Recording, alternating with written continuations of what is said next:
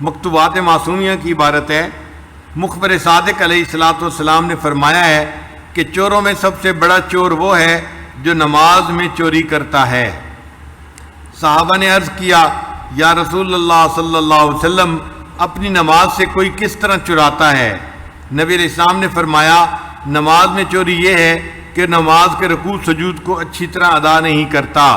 نیز نبی علیہ السلام نے فرمایا کہ خدائے جل شانہ اس شخص کی نماز کی طرف نگاہ اٹھا کر بھی نہیں دیکھتا جو رکوع اور سجود میں اپنی پیٹھ کو ثابت یعنی سیدھا نہیں رکھتا۔ اور نبی علیہ السلام نے ایک شخص کو نماز ادا کرتے ہوئے دیکھا کہ رکوع و سجود پوری طرح ادا نہیں کر رہا، تو آپ صلی اللہ علیہ وسلم نے اس سے فرمایا کیا تو اللہ تعالیٰ سے نہیں ڈرتا؟ اگر تو اسی عادت پر مر گیا تو دین محمدی پر تیری موت نہیں آئے گی۔ نیز نبی علیہ السلام نے فرمایا تم میں سے کسی کی نماز اس وقت تک کامل نہیں ہوگی جب تک کہ وہ رکوع کے بعد پوری طرح سیدھا کھڑا نہ ہو اور اپنی پیٹھ کو سیدھا نہ کر لے اور اس کا ہر ایک عضو اپنی جگہ قرار نہ پکڑ لے۔ نبی علیہ السلام نے فرمایا کہ جو شخص دونوں سجدوں کے درمیان بیٹھنے کے وقت اپنی پشت کو سیدھا نہیں کرتا اس کی نماز کامل نہیں ہوتی۔ نبی علیہ السلام ایک نمازی کے پاس سے گزرے، دیکھا کہ وہ احکام و ارکان قومہ و جلسہ پوری طرح ادا نہیں کر رہا تھا، تو آپ صلی اللہ علیہ وسلم نے اس سے فرمایا اگر تو اسی عادت پر مر گیا تو قیامت کے دن تجھ کو میری امت میں سے نہ لیا جائے گا۔ اور دوسری جگہ فرمایا اگر تو اسی عادت پر مر گیا تو دین محمدی پر تو نہیں مرے گا، کیونکہ تیری نماز جو ہے وہ پوری نہیں ہے۔ تو اس کو نماز کی چوری کہا گیا اگر نماز کے ارکان کو صحیح طرح ادا نہ کیا جائے۔ حضرت ابو ہریرہ نے فرمایا کہ کوئی شخص ایسا ہوتا ہے کہ 60 سال تک نماز پڑھتا رہے اور اس کی ایک نماز بھی قبول نہیں ہوتی، کیونکہ اس شخص نے رکوع سجود کو بخوبی بھی ادا نہیں کیا ہوتا۔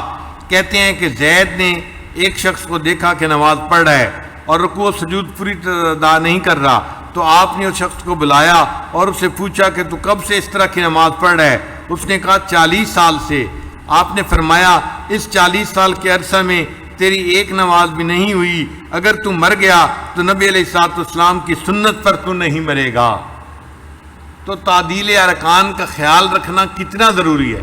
ہم نماز پڑھیں تو نماز کو تسلی کے ساتھ پڑھیں، سکون کے ساتھ پڑھیں۔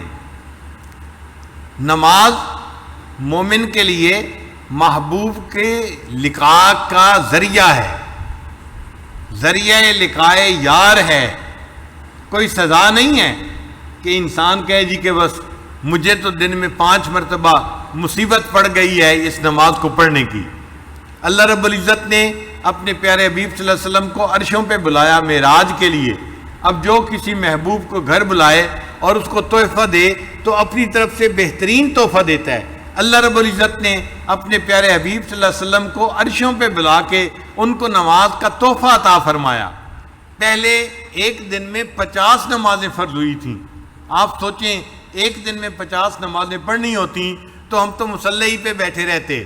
پھر نبی علیہ الصلوۃ والسلام نے اللہ رب العزت سے درخواست کی کہ میری امت کے لیے آسانی کر دی جائے، 45 کر دیں، 40 کر دیں، حتیٰ کہ اللہ تعالیٰ نے آخر پر فرمایا آپ کی امت 5 نمازیں پڑھے گی، ان کے نام اعمال میں 50 نمازیں پڑھنے کا ثواب لکھا جائے گا۔ نماز اچھی طرح ادا کرنے پر نمازی کے لیے اچھی دعا کرتی ہے، ورنہ نمازی کے لیے بد دعا کرتی ہے۔ منقول ہے کہ جب مومن بندہ نماز اچھی طرح ادا کرتا ہے اور اس کے رکوع و سجود بخوبی لاتا ہے تو اس کی نماز بشاشت والی اور نورانی ہوتی ہے۔ فرشتے اس نماز کو آسمان پر لے جاتے ہیں اور وہ نماز اپنے نمازی کے لیے اچھی دعا کرتی ہے اور کہتی ہے حافظک اللہ سبحانہ کما حفظتنی، اللہ تعالیٰ تمہاری حفاظت کرے جیسے تم نے میری حفاظت کی۔ اور اگر نماز کو اچھی طرح ادا نہیں کرتا تو وہ نماز ظلمت والی رہتی ہے، فرشتوں کو اس نماز سے کراہت آتی ہے اور اس نماز کو آسمان پر نہیں لے جاتے، اور وہ نماز اس نمازی کے لیے بد دعا کرتی ہے اور کہتی ہے ضیعک اللہ تعالی کما ضیعتنی، اللہ تعالیٰ تمہیں اسی طرح ضائع کرے جس طرح تم نے مجھے ضائع کر دیا۔ نماز کو کامل طور پر ادا کریں اور تعدیل ارکان کو طمانینت کے ساتھ ادا کرنے میں کوشش کریں، چونکہ اکثر لوگ اس دولت سے محروم ہیں اور یہ عمل متروک ہو رہا ہے، اس عمل کا زندہ کرنا بھی دین کی اہم ضروریات میں سے ہے۔ سرور عالم صلی اللہ علیہ وسلم نے فرمایا، جو شخص میری کسی مردہ سنت کو زندہ کرتا ہے اس کو 100 شہیدوں کا ثواب ملتا ہے۔ تو خواجہ معصوم رحمۃ اللہ فرماتے ہیں کہ آج کے دور میں تسلی کے ساتھ نماز پڑھنا گویا نبی علیہ السلام کی سنت کو زندہ کرنا ہے، اس پر 100 شہیدوں کا ثواب بندے کو ملتا ہے۔ پھر جب ہم جماعت کے ساتھ نماز پڑھیں تو ہمیں چاہیے کہ اپنی صفیں کو سیدھا کریں، اور یہ بھی سمجھ لیں کہ جماعت کے ساتھ نماز ادا کرنے کے وقت صفوں کو سیدھا اور برابر کرنا چاہیے تاکہ نمازیوں میں سے کوئی شخص آگے پیچھے کھڑا نہ ہو۔ کوشش کرنی چاہیے کہ سب نمازی ایک دوسرے کے برابر کھڑے ہوں۔ نبی علیہ السلام پہلے صفوں کو درست فرمایا کرتے تھے، پھر تکبیر تحریمہ کہتے۔ نبی علیہ السلام نے فرمایا کہ صفوں کو برابر کرنا بھی اقامت صلاۃ میں سے ہے۔